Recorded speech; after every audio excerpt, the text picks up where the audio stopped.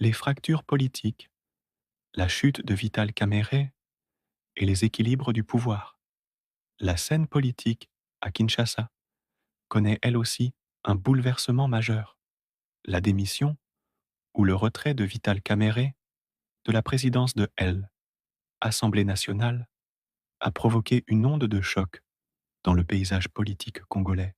Ce départ, motivé par des tensions internes et des crises institutionnelles, révèle des fractures profondes au sein de la majorité présidentielle et des alliances parlementaires.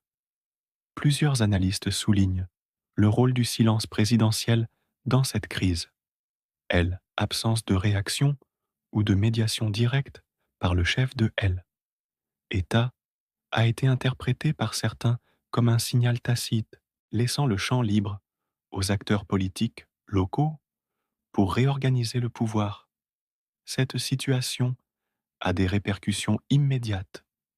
Redéfinition des alliances au sein de l'Assemblée, renforcement du poids des groupes parlementaires indépendants, pression accrue sur le gouvernement pour accélérer les réformes institutionnelles. Si Kamer reste un acteur politique influent, sa chute marque un point de inflexion, un signal clair que la RDC évolue vers une scène politique plus fragmentée, où les équilibres du pouvoir sont en constante recomposition.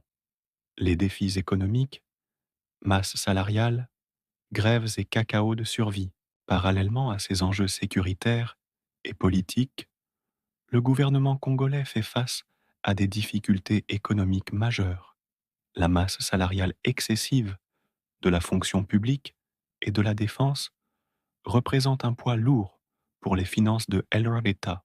Dans ce contexte, des réformes structurelles sont engagées pour ramener les dépenses à un niveau supportable, tout en évitant le mécontentement social. La situation se manifeste concrètement dans plusieurs zones, Mambasa et ses environs, où des enseignants ont déserté les classes, dénonçant la faiblesse de leur salaire. Beaucoup se tournent vers des activités agricoles, notamment la culture du cacao, pour assurer leur survie et celle de leur famille.